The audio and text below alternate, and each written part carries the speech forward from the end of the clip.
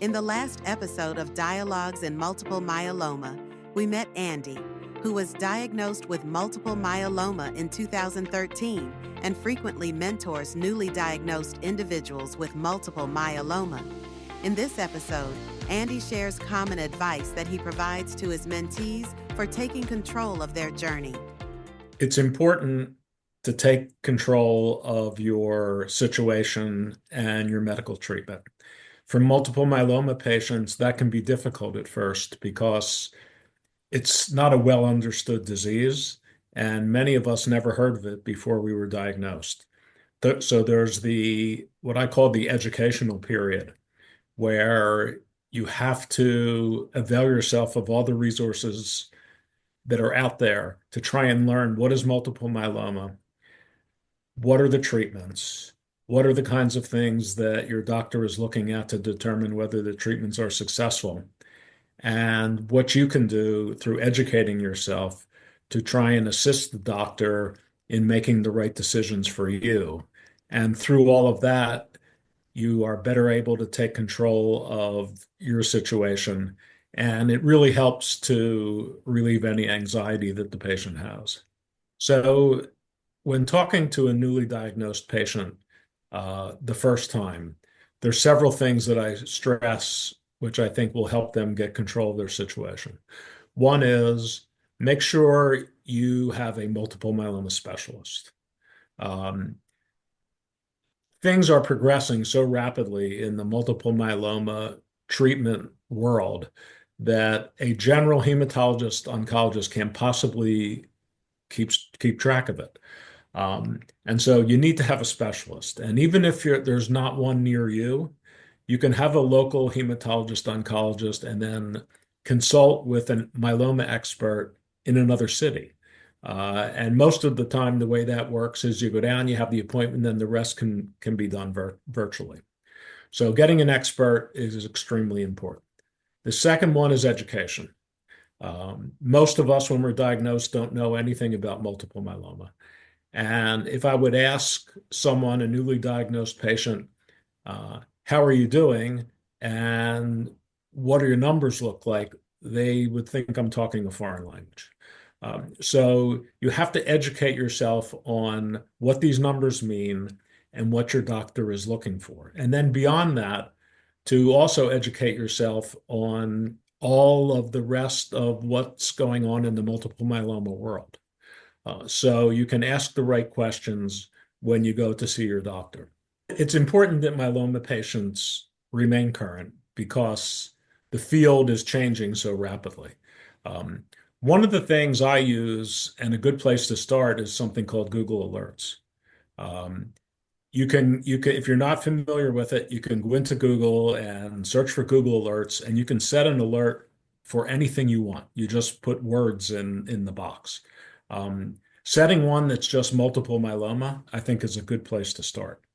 And every day you will get an email from Google that will have a list of the articles, abstracts, scientific studies that have been published on the internet since the last time Google searched, which was probably yesterday. And you can go down through those and click the ones that seem like they have information that's important to you. Um, that's a tremendous way to stay current on what's going on in the multiple myeloma world.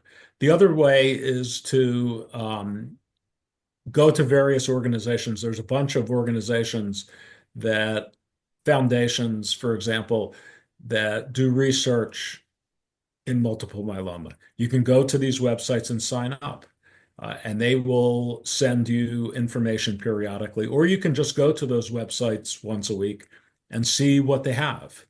Um, I'm not sure exactly how this works because I'm not an internet scientist, but somehow by doing all of this, I've gotten on all kinds of mailing lists.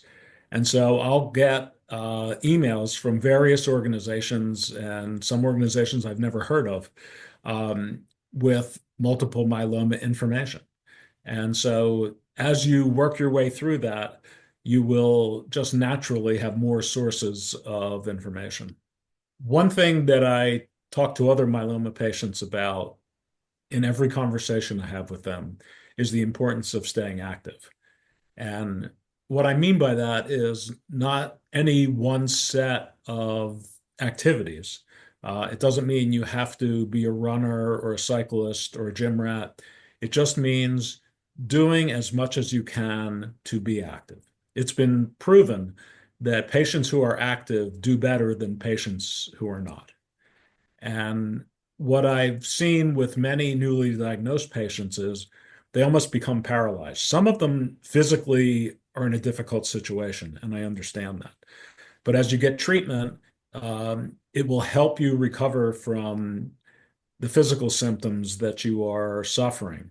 And so to then start back and being as active as you can, whether it's walking around the block or playing golf or riding a bike or going to the gym, whatever it is, it will help you deal with the disease. It will help you deal with side effects from treatment. And mentally, it gives you a boost. So I can't emphasize enough the importance of being as active as you can be. The next thing we like to talk about is making your doctor's visits as effective as possible.